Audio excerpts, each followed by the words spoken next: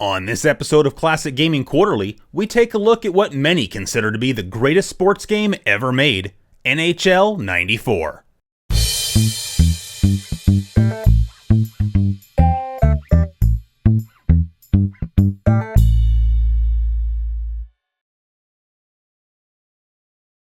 At least in my lifetime, the 1990s was the golden age of ice hockey. You still had the great one, Wayne Gretzky, the magnificent one, Mario Lemieux, Eric Lindros and the Legion of Doom, Dominic the Dominator, the Golden Brett and his infamous toe, the Finnish Flash Teemu Selanne, Mark the Messiah Messier guaranteeing Rangers fans their first cup in 54 years, Patrick Waugh, who developed a hearing problem when his Stanley Cup rings got stuck in his ears, Sergei Fedorov and the Russian Five, Al MacInnis' slap shot, and Barry Melrose's mullet on NHL Tonight. You also had Jaromir Jagr, who as of the production of this episode, is the only player featured in NHL 94 who is still playing in the National Hockey League. Unlike 8-bit ice hockey games like Blades of Steel and Ice Hockey, for the 16-bit generation, Electronic Arts aimed to create a realistic gameplay experience while still maintaining the fun factor, much as it had with the John Madden football series. The original straightforwardly named NHL Hockey was released on the Genesis in 1991. It was developed by Park Place Productions and programmed by Jim Simmons, a college dropout whose very first commercial game programming gig was the original Genesis version of John Madden Football.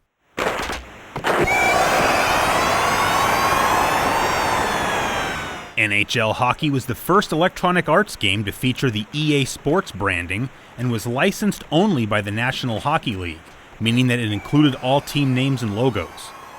The game made an attempt at realistic physics, featured line changes and player fatigue, the home team's logo at center ice, and a vertically scrolling screen that would become a mainstay of the 16-bit series. This first installment also included fighting, which has always been a part of hockey, but was a hot-button issue in the early 90s. When they saw the inclusion of fighting in the game, the NHL demanded that it be removed, or they would not grant a license for future iterations of the series. But it was too late as the cartridges were already being manufactured in Japan.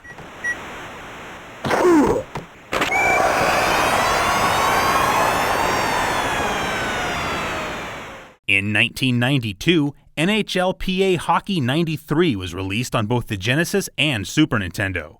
After the fracas over the original NHL Hockey, the National Hockey League made good on their promise and withheld a license for this game.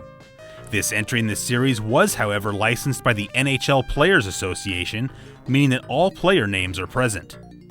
Fighting was not only carried over from the previous game, but improved upon by Simmons who, since the development of the original game, had been hired away from Park Place Productions to work directly for Electronic Arts.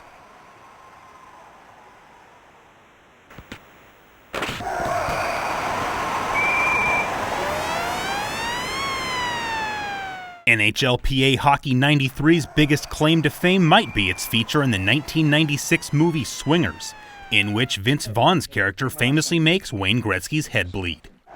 There it is, Mikey. Check it out. His head's bleeding. Mikey, check it out. His legs, little Wayne's legs are shaking. NHLPA Hockey 93 was a great game and a significant step forward from the previous release, but EA Sports head Michael Brook knew that there was still room for improvement. After the release of NHLPA Hockey 93, Jim Simmons was reassigned to help create EA's FIFA soccer franchise, but they wouldn't have to look far to find his replacement. Mark Lesser was an MIT graduate who got his start in the video games industry, designing LED-based handheld games for Mattel through his employer Rockwell International. Lesser designed Auto Race, which is generally recognized as the very first completely electronic handheld game, as well as the iconic and better-known Mattel Electronic Football. Lesser would go on to work for Parker Brothers, most notably developing Frogger 2 Threedeep for the Atari 2600. After Parker Brothers, Lesser went to work at Microsmiths, where he helped program King's Quest for the Sega Master System and Drac's Night Out, which was completed but never released on the NES. After working for a subcontractor programming Madden 93 for the Genesis, Electronic Arts asked him to develop NHL 94. He accepted the offer, but there was just one problem. The man who would create one of the most iconic hockey games ever made knew nothing about the sport.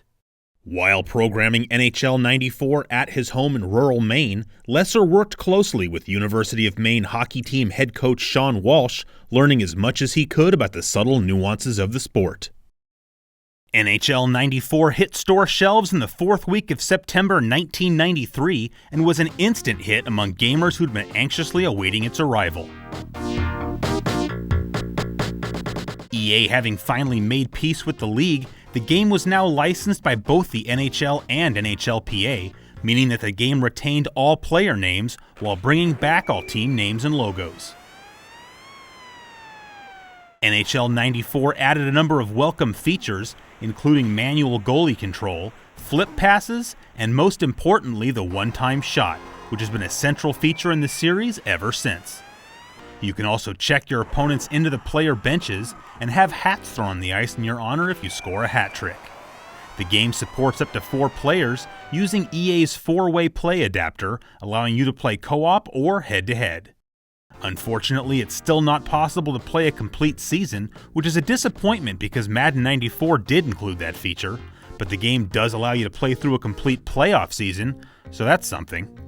Playoff progress as well as player stats can be saved to the cartridge's memory. NHL 94 did make a couple of unwelcome removals.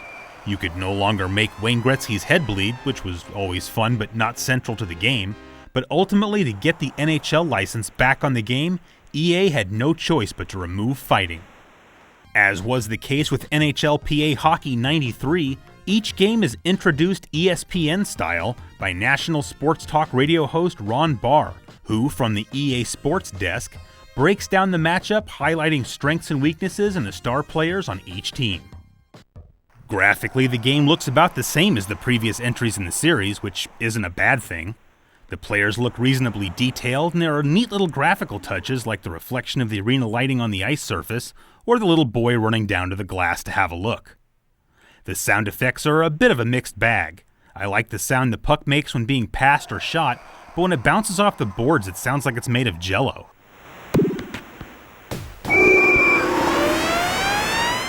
All the grunting gets old after a while, but it's not the end of the world. Although the previous 2 iterations of the franchise included organ music, NHL 94 expanded on it, with the help of then San Jose Sharks organist Dieter Rula. Now the Staples Center music director and organist for both the Lakers and Kings, Rula, thanks to years of watching hockey, was able to provide EA with arena-specific organ songs for every team in the league.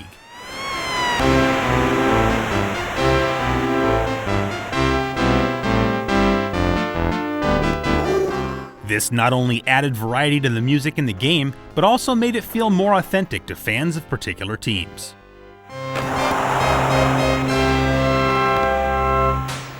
Lastly, as a simple point of interest, NHL 94's game engine was later used to develop 1994's Mutant League Hockey on the Sega Genesis.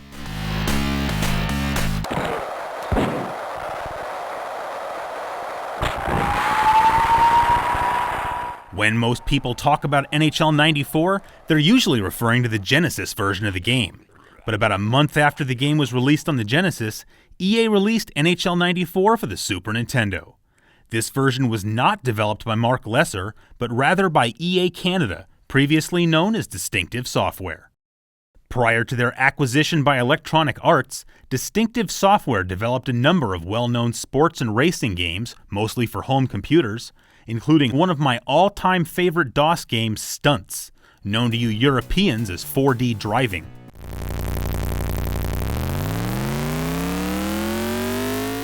In 1991, Distinctive Software was purchased by Electronic Arts, becoming EA Canada, and primarily but not exclusively producing EA Sports titles. EA Sports, it's in the game. One of their first jobs was to develop NHL 94 for the Super Nintendo. While the original NHL Hockey was not released on the Super Nintendo, NHLPA Hockey 93 was. Unfortunately, EA Sports head Michael Brook was less than satisfied with how that game turned out, so he charged a group of programmers at EA Canada, led by Amory Wong, with porting the Genesis version of NHLPA 93 over to the Super Nintendo while adding the features that were new to the 94 edition of the game. Although the game was a port, it also contained original content, including tile art and a soundtrack composed by longtime Distinctive Software employee Michael Sokirka. NHL 94 on the Super Nintendo contains almost all the same features found on the Genesis release, but as you might expect has its own look and feel. During Ron Barr's intro segment, all the player pictures are in color for what that's worth.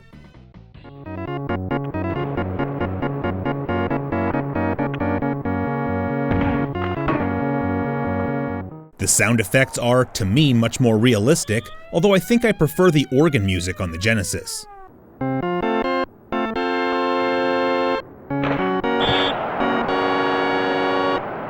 The hits feel harder, although that could just be a side effect of the sound effect used. And I could swear that it's easier to score in this game.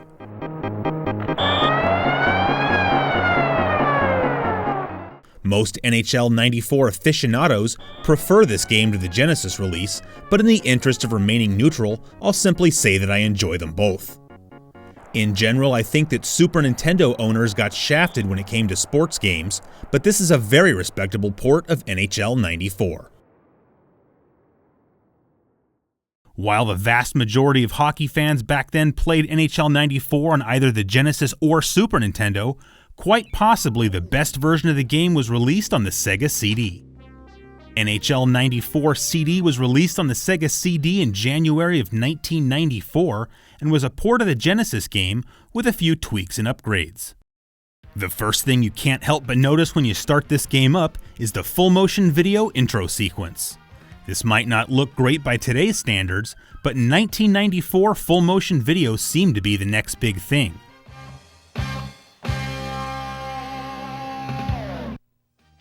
The game setup menu looks exactly the same, but has an upgraded version of the NHL 94 theme song playing in the background.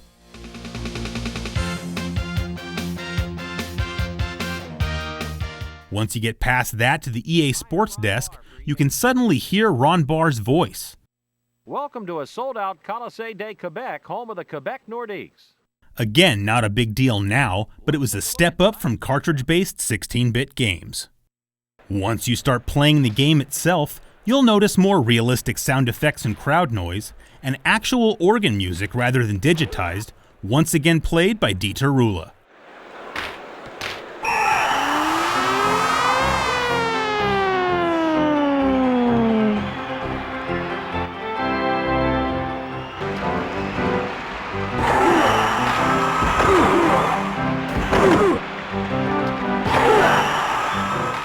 The game looks exactly the same, but at least in my opinion, the gameplay seems to have been slightly tweaked.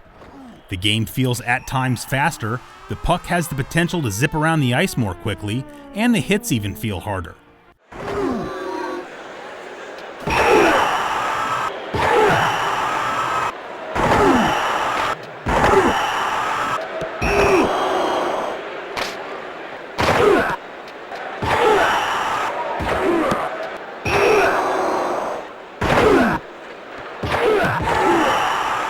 Whether or not that's just a placebo effect from playing on the Sega CD, I don't know, but NHL 94 CD brings enough to the table for me to call it the definitive version of NHL 94, and is the one that I would recommend picking up if you already have a Sega CD system.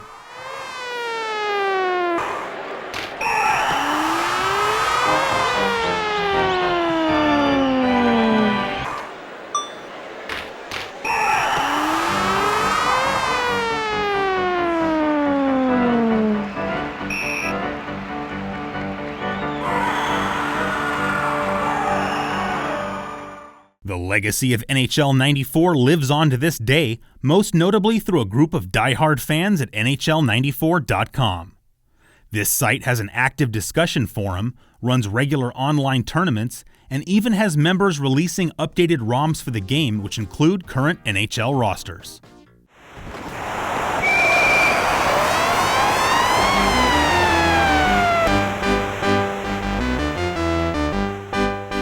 In 2013, EA released NHL 14 for the Xbox 360 and PlayStation 3.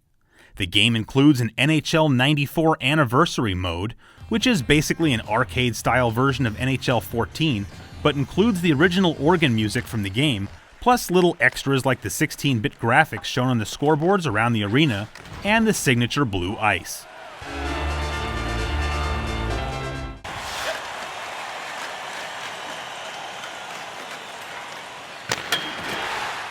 A few small tweaks can make it feel a bit more authentic, include turning off the otherwise excellent commentary by Gary Thorne and Bill Clement, and turning the arena organ music all the way up. While this is no substitute for the real McCoy, I had a ton of fun playing it, which is good since I bought the game purely to include in this episode.